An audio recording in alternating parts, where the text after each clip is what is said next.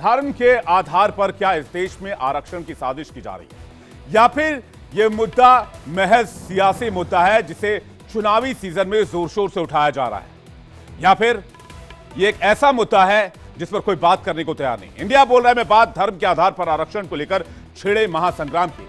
दरअसल संविधान में धर्म के आधार पर आरक्षण देने का कोई प्रावधान नहीं है, लेकिन सवाल यह है कि क्या 2024 के चुनाव में अगर विपक्ष की जीत हुई तो संविधान बदल जाएगा, और क्या बीजेपी की जीत हुई तो धर्म के आधार पर आरक्षण जहां भी है उसे खत्म कर दिया जाएगा। ये वो सुलगते सवाल हैं जिसने देश की सियासी तपिश को बढ़ा दी है। आखिरी 2 चरण के चुनाव में किस तरह से आरक्षण का मुद्दा गरमा गया है, यह रिपोर्ट देखिए।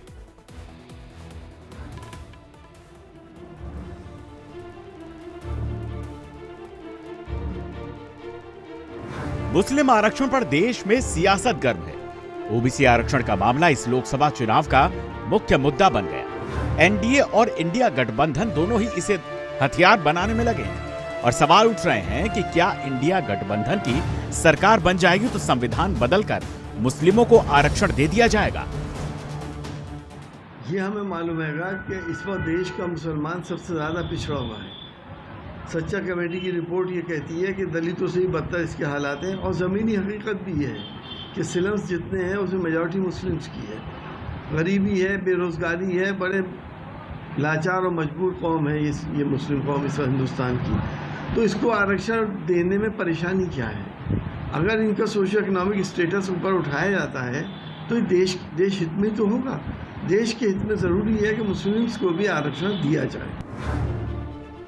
एक तरफ इंडिया गठबंधन के नेता धर्म के आधार पर आरक्षण देने की बात करते नजर आते हैं, वहीं पीएम मोदी समेत बीजेपी के कई स्टार प्रचारक चुनावी रैलियों में ओबीसी कोटे से मुस्लिमों को आरक्षण देने के खिलाफ बयान दे चुके हैं।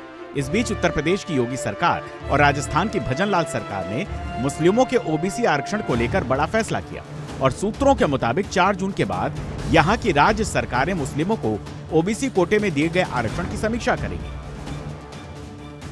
ये फैसला जो कर्नाटक के अंदर कांग्रेस की सरकार ने ओबीसी के अधिकार पर इसी प्रकार की सेंधमारी करते हुए मुसलमानों को आरक्षण देने का काम किया है, और कांग्रेस की सरकार ने आंध्र प्रदेश के अंदर भी इस प्रकार की जो शरारत की थी, इसका जोरदार जवाब दिए जाने की आवश्यकता है।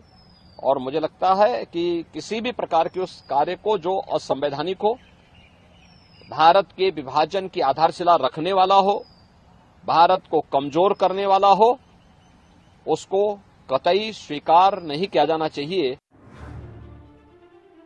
यूपी में 24 से ज्यादा मुस्लिम जातियों को आरक्षण का लाभ मिलता है, जिसमें योगी सरकार अब ये जांच करवा सकती है कि आखिर किस आधार पर मुस्लिमों को आरक्षण दिया गया है। वैसे मुस्लिम आरक्षण पर आर पार की जंग लोकसभा चुनाव के दूसरे चरण से शुरू हो गई, जब प्रधानमंत्री मोदी ने कांग्रेस के मैनिफेस्टो पर सवाल उठाए। पूर्व प्रधानमंत्री मनमोहन सिंह के मुस्लिमों को आरक्षण देने वाले बयान का हवाला दिया। जिनको मनमोहन सिंह जी की सरकार ने कहा था कि संपत्ति पर पहला अधिकार मुसलमानों का है, इसका मतलब ये संपत्ति इकट्ठी करके किसको बांटेंगे? जिनके ज्यादा बच्चे हैं उनको बांटेंगे, घुसपैठियों को बांटेंगे। क्या आपकी मेहनत की कमाई का पैसा घुसपैठियों को दिया जाएगा? आपको मंजूर है ये? मुस्लिम आरक्षण का मुद्दा तेलंगाना और कर्नाटक में खूब उछला।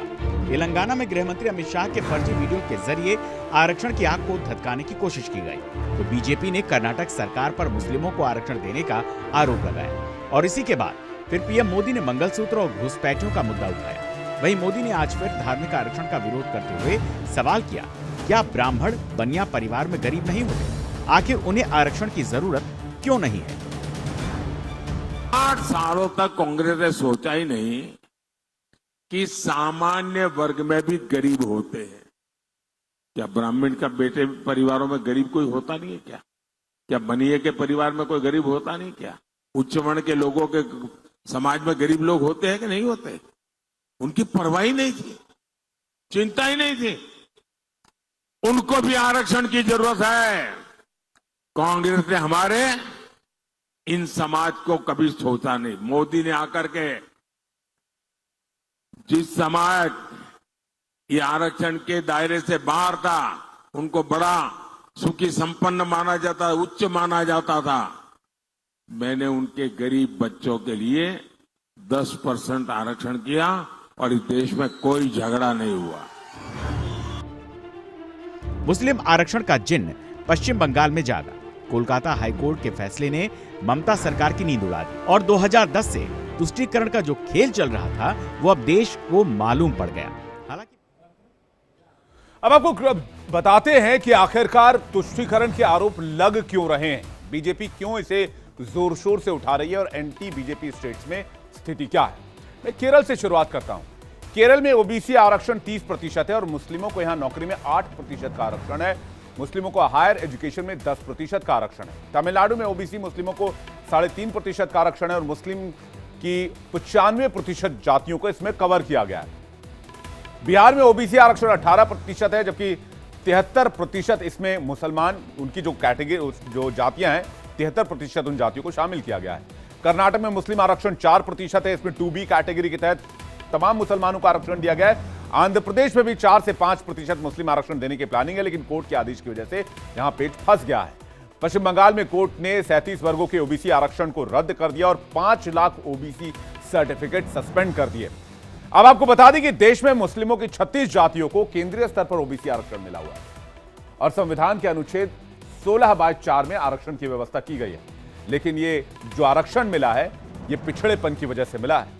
लेकिन अब ये चलन देखा जा रहा है कि तमाम मुसलमानों को एक अलग कैटेगरी बनाकर उसमें शामिल किया जा रहा है, जिससे तुष्टीकरण के सवाल उठने लगे हैं।